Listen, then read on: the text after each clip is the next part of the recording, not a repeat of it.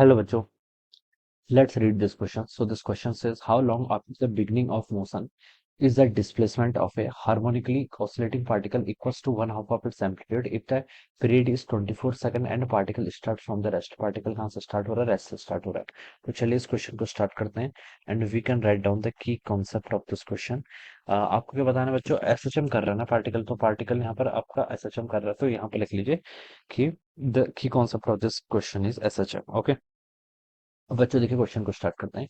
How long from the beginning of its motion is displacement of a harmonically oscillating particle equal to one half of its amplitude if the period. देखिए time period आपका question में क्यों? देखिए SHM की equation क्या होती है? SHM की इक्वेशन होती है आपकी x equal to a sine omega t. ठीक है, साइनसोइडल टाइप की इक्वेशन होनी चाहिए. ठीक है, इसको मैं इन जनरल लिख लें तो A sine omega t plus five, ये टर्म यहाँ पर आ जाएगी. ठीक है, ये टर्म यहाँ से आ जाती है. This is equation of A particle. ये आपकी क्या होती है? एसएचएम को पार्टिकल कर रहा है तो उसकी इक्वेशन है.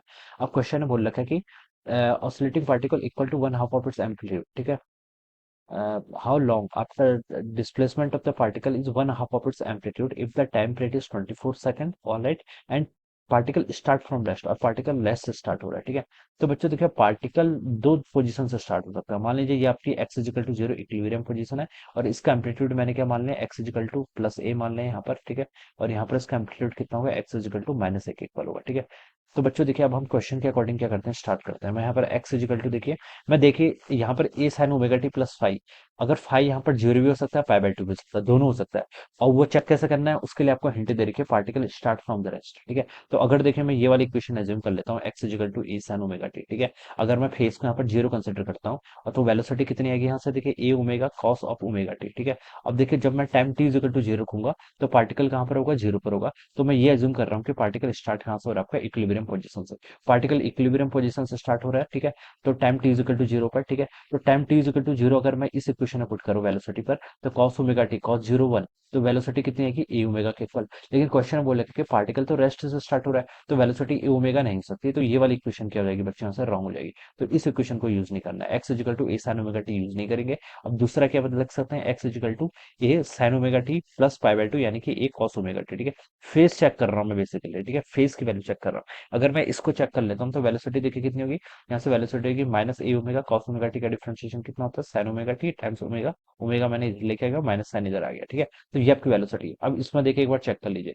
अगर पार्टिकल को हम देखें यहाँ पर से t equal to zero put करें. ठीक है, t equal to zero put करूंगा तो एक्स की वैल्यू क्या आएगी? ए. पार्टिकल आपको यहाँ से स्टार्ट हो रहा है, पार्टिकल आपका टी इजिकल टू जीरो पर यहाँ से स्टार्ट हो रहा है. ठीक है, और अगर मैं इस इक्वेशन में देखें टी की वैल्यू जीरो पुट करूँ तो वेलोसिटी कितनी आएगी? साइन ओमेगा टी कितना हो जाएगा? जीरो, तो वेलोसिटी भी जीरो. तो ये कंडीशन सेटिस्फाई कर रही है, तो ये वाली इक्वेशन का मैं यूज करना है ना, इस इक्वेशन का यूज करेंगे, ना कि इस इक्वेशन का. ठीक है, तो यहाँ से एक्स इजिकल टू कितना आ गया? यहाँ से आपका ए कॉस ओमेगा टी, ये आपकी इक्वेशन है. अब बोल रखा है कि how long after the beginning of its displacement of harmonic of particle equal to one half. ठीक है, कितना टाइम बाद होगा? ठीक है, तो देखिए एक्स कितना होना है आपका? ए बाई टू के इक्वल होना है. A by two equal to A cos of omega. Omega कितना होता है? Two pi times time period. Time period आपको गिवन कर रखा है 24 सेकंड है, इंटू आपका स्मॉल टी हो जाएगा, ये आ जाएगा. ठीक है, ये से बच्चा आपका ए कैंसिल हो जाएगा, और यहाँ पर क्या बच गया आपका? वन बाई टू यहाँ पर बच जाएगा लेफ्ट साइड पे, और ये हो जाएगा आपका cos of five T by twelve के इक्वल. ठीक है, कितना? फाइव टी बाई ट्वेल्व के इक्वल. ठीक है, अब यहाँ से देखिए कॉस इनवर्स, कॉस को मैं साइड लेके आ गया तो cos inverse one by two हो जाएगा, और यहाँ पर आएगा आपका five T divided by twelve के इक्वल. ठीक है, cos inverse cos one by two कब होता है? Cos sine thirty cos sixty पर होता है ना, पाई बाई सिक्स के equal, sorry pi by three के इक्वल. ठीक है, कॉस सिक्सटी आपको वन बाई टू होता है, तो यहाँ से आपका पाई टी बाई ट्वेल्व आ जाएगा. ऑलराइट, पाई से बच्चों पर पाई कैंसिल हो जाएगा, थ्री से आपका ये फोर टाइम्स कैंसिल हो जाएगा. टाइम की वैल्यू कितनी आएगी? 4 सेकंड के equal. So this should be the correct answer of this question. क्या होना चाहिए? 4 सेकंड. तो आपका जो सी ऑप्शन है ये क्या होगा? इसका राइट होगा. Alright, so I hope you all understood this concept. All the best and thank you so much.